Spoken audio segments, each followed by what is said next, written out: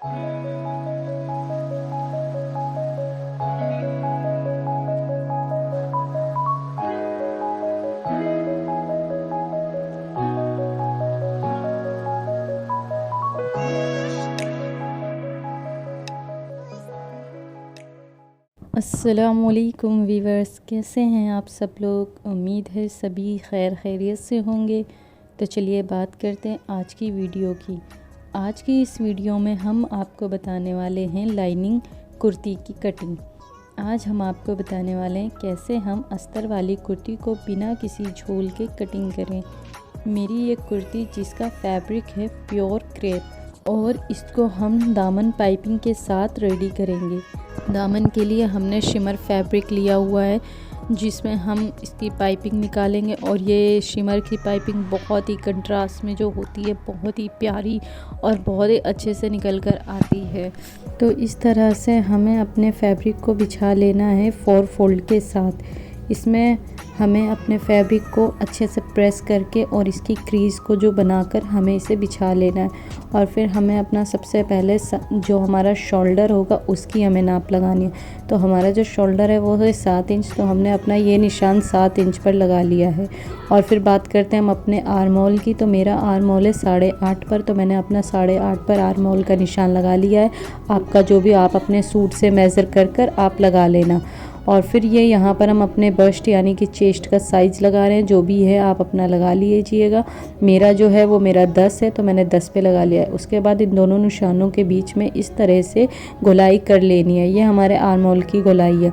इसके बाद ये हमने 1 इंच अंदर की साइड लिया हुआ है। जो हम अपनी जो फ्रंट वाला हमारा फैब्रिक होता है उसमें हम 1 इंच की गहराई देते हैं। फिर हमें अपना तीरा आधा इंच ज़रूर गिराना होता है, जिसकी वजह से हमारे जो शोल्डर होते हैं वो सिलने के बाद गिरते नहीं है। वरना आपको पता होगा आप अगर सूट सिलते होंगे तो आपका गले गिरते रहते होंगे। अगर आप ये चीज़ करेंगे तो आपका गला बिल्कुल भी नहीं गिरेगा। फिर हमारा जो भी नेक का निशान है आप इस तरह से लगा लें। अदरवाइज़ अगर आपको इस तरह से लगाना नहीं आता है तो आप मत लगाइएगा। आप अपने बुकरम पे पेस्टिंग पे एक निशान लगाकर उसे कट करके आप अपने अटैच करिएगा। अगर आपको नहीं आता है वो करना तो आप मुझे कमेंट कीजिएगा और मैं आपको बताऊंगी क्लियरली कि नेक को कैसे अटैच करते हैं बहुत ही फिनिशिंग के साथ पाइपिंग लगाकर। तो फिर यहाँ पर हमने अपने फ्रंट और बैक दोनों का ही निशान लगा लिया और हमें अपने जो भी हमारी शेप है हमने वो दे दी है। इसके बाद हम बात करते हैं अपने जो हमारी कमर का निशान होगा। हमारी जो कमर का निशान है वो हम यहाँ पर लगाते हैं 14 पर। अब यहाँ पर से 14 का निशान लगाकर यहाँ पर हमने अपनी 6 का नाप लगाकर इसके बाद हमारी जो कमर है जितना भी हमारा राउंड है कमर का उस हिसाब से आपको कर लेना है। मेरा 18 है तो मैंने यहाँ पर अपने 9 लगा लिया है निशान पर। तो अब फिर इसके बाद बात करते हैं हमें अपनी नाप को देख लेना है कि हमारी नाप सही से है या नहीं है अच्छे से। फिर उसके बाद बात करते हैं हम हिप की। हिप का भी ऐसी है कि वेस्ट से जो हमारी कमर से निशान है उसको हमें 6 पर निशान लगाना है। जहाँ पर भी 6 आता है वहाँ पर से फिर हमें अपने हिप का निशान लगा लेना है। तो मेरे हिप का निशान है 21, तो मैंने यहाँ पर अपने 20.5 पे निशान 10.5 पे निशान लगा लिया। उसके बाद हमें अपने तीनों निशानों को मिला लेना है और इस तरह से हमें मार्जिन अपना निकाल लेना है 1.5 का या 1 का, जो भी आपको सही लगता है आपके कपड़े में जितना भी हो आप उस हिसाब से आप देखना। 1 इंच का तो मार्जिन रखना होता है।